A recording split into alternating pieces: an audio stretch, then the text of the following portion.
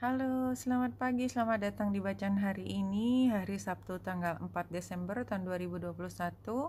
Selamat datang di bacaan harian, bacaan umum untuk semua zodiak. Ambil hanya jika resonate, silakan lihat description box di bawah video ini untuk rangkuman bacaan hari ini. Hari ini bulan baru terjadi waktu Indonesia bagian barat adalah pukul 14:42. Saya belum memeriksa di mana gerhana ini bisa dilihat ya, belum sempat lihat. Nanti mudah-mudahan di description box saya sudah bisa menuliskan apakah Indonesia termasuk yang bisa melihat proses gerhana matahari ini, solar eclipse. Anyway, ini adalah gabungan atau conjunction antara bulan,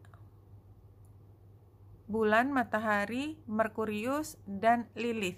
Jadi memang somehow ini a fresh news start, agak-agak nyeleneh dikit, tapi kita bukannya nggak tahu bahwa kita unik ya, kita unik, kita keluar dari kebiasaan, dan itu dilakukan dengan penuh kesadaran, dan kita mengetahui persis apa dampaknya untuk sekeliling kita serta aturan yang ada, karena dia sextile dengan Saturnus. Artinya orang yang biasanya memegang teguh pun mengetahui bahwa ada perubahan ini, dan pada saat ini oke aja terhadap perubahan ini. Oke. Itu yang bisa dilihat di awal. Kalau kita lihat di sini tanpa Lilith, Saturnus, Merkurius ya, New Moon in Sagittarius sendiri itu adalah luck is on your side ya. Kalau bacaannya di sini cukup panjang.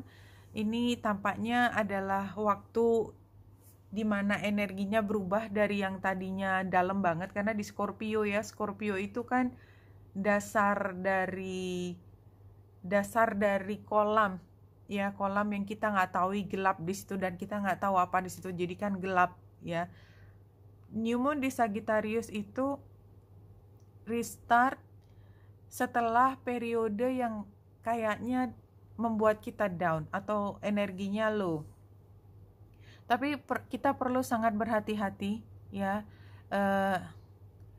Jangan mengambil kesempatan untuk gambling. Gambling itu kan tidak hanya berjudi dalam arti kata harfiah, tetapi kita tanpa perhitungan kita main loncat aja, nggak tahu di depan ada jurang or whatever gitu ya. Dan ini biasanya juga membuka kesempatan kita untuk perjalanan jauh ya.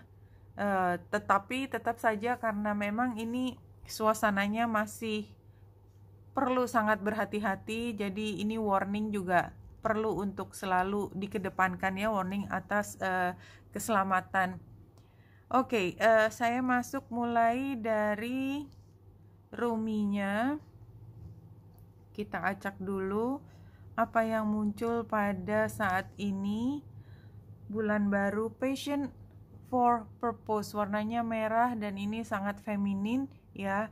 2 itu adalah tentang hubungan. Kalau kita lihat isinya, love like life flows through the heart, feel the thrills of the flow and say nothing. Jadi kita merasakan cinta itu dan kita tidak perlu komentar, say nothing, karena memang there's nothing to say ya. Cinta itu bukan untuk digembar-gemborkan, untuk dipamer-pamerkan, tetapi dihayati. Dan kita sekarang sudah lebih paham tentang arti cinta yang sesungguhnya. Cinta itu bukan menyedot energi, enggak. Bukan menikmati keindahan, disedot habis dan that's it ya, tidak sustain. Artinya keindahan itu habis dan sudah bosen kita tinggalkan, bukan cinta macam itu lagi, udah lewat yang itu masanya. Nah, ini ada satu hal trust dan gambarnya adalah jalan ya. Dan karena memang Sagittarius adalah tentang perjalanan jauh, cara pandang atau visi yang jauh juga, barangkali memang karena tidak ada bukti yang ya namanya juga lihat ke depan, datanya belum ada, semua hanya masalah faith, keyakinan dan kepercayaan kita terhadap apa yang menjadi pilihan kita itu yang terbaik. Kalau 3 kartu dari sini, pertama success and growth itu di kartu masa lalu ya. Jadi kayaknya memang kita sudah meningkat. Dan saya pikir juga di Sagittarius itu kan dia zodiak api yang terakhir setelah Aries dan Leo. Jadi memang sebenarnya Sagittarius harusnya perjalanannya sudah jauh lebih tinggi, lebih jelas pandangannya kemana. Healing begins. Kalau di sini karena kita belajar dan pada saat ini semua jadi kayak kita sudah belajar tapi kayak keluar dari apa ya namanya training center itu kita masih lelah sekali, masih capek sekali. Dan mungkin kalau penggambarannya kita sedang belajar bela diri tuh, waduh udah bocel-bocel banget kita gitu ya. Sehingga memang ini saatnya untuk berhenti sejenak ya, healing. Dan ini juga energinya Sagittarius, healing, digambarkan oleh sang Chiron itu. Chiron itu kan penggambaran dari Sagittarius, dia adalah wounded healer. Dia terluka dan dia mengalami proses healing, dan setelah healing dia mampu membantu orang lain untuk healing, jadi healer.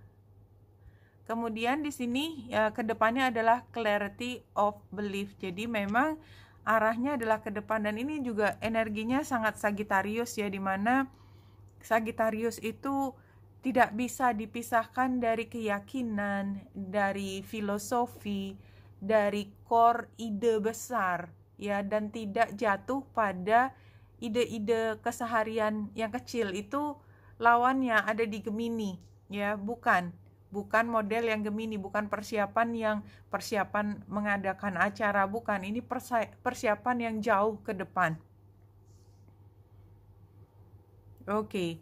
Kalau dari penggambaran ini kan tadi yang sukses segala sebenarnya hampir mirip dengan ini. Ada sesuatu yang kita sudah bangun perlahan-lahan, dan itu adalah kayak anak tangga yang kita sudah susun. Kita udah naik ke tingkat ini, nggak mungkin turun lagi, sehingga kita dimungkinkan untuk mulai dari hal baru yang menyenangkan, proyek baru, pekerjaan baru, semua hal yang baru yang saat ini tampak sebagai hadiah besar, tapi bagaimana ke depannya dia bisa tetap menjadi hadiah atau kemudian bukan sebagai hadiah, itu kita yang harus menjalani sendiri, kita yang belajar ke depan. Karena tadi yang saya katakan tidak ada data pada saat ini, karena semuanya masih perspektif ke depan,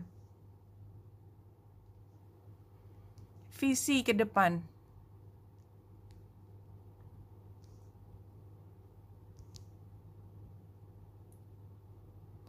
Iya, kalau di sini ini 2 kartu Major Arcana dan 2 Court card. Jadi ini memang bukan keseharian ya. The Fool ini sebagai situasi, ini adalah semua hal yang baru, fresh new start ya, mulai dari nol lagi karena gerhana mataharinya. Ya, kemudian di sini King of Swords tempatnya ada di challenge. Jadi King of Swords itu orangnya pinter dan dia perlu untuk mendapatkan data. Tapi karena ini tempatnya challenge ya, dia seperti seolah-olah skeptis terhadap semua. Nggak ada harapan atau ya skeptis dan cynical. Itu yang paling mudah dari King of Swords. Kalau dia ketarik ke energi yang negatif itu, dia sinis ke semua orang, karena menganggap itu tidak akan berhasil. Karena tidak ada datanya, dia tidak bisa membuat proyeksi. Karena ke depan itu tetap sebenarnya setiap orang, bahkan orang yang paling pintar pun itu bisa membuat proyeksi atas dasar informasi masa lalu. Tetapi informasi masa lalu kan berbeda, sehingga dia pikir trennya akan sama dan dia bisa mengatakan belum apa-apa, sudah ini nggak akan berhasil. Tapi kenyataannya ini The Chariot itu kan keberhasilan ya, dan dia posisinya ada pada advice. Artinya kita berpikir bahwa apa yang kita mulai sekarang itu kita yakin bahwa kita akan bisa mewujudkannya karena kita punya kemampuan untuk menggerakkan. Kita adalah leadernya. Kita memimpin diri sendiri untuk membuat gerakan ini. Gerakan itu tidak harus yang sosial, gerakan sosial, enggak. Untuk diri sendiri kita mampu mengupayakan karena kita karena kita berkompeten, kita mampu. Dan you are not a mere speck floating around in the universe, you are the universe. Ya, jadi ini hampir sama dengan informasi bahwa kita mampu, kita punya visi ke depan jauh, dan kita yakin kita mampu, kita punya semuanya, dan universe akan membantu kita untuk mencapai apapun keinginan kita. Syaratnya yaitu tadi, kita tahu apa yang kita inginkan, sehingga kita tahu mengarah kemana dan kita tahu kapan kita akan sampai. Jadi kita udah akan sampai 50%, 75% atau 10% itu kita bisa membayangkan kira-kira ada di mana, walaupun semua itu hanya perkiraan. Oke, Wenita Indrasari di sini, semoga membantu. Salam hati dan cahaya.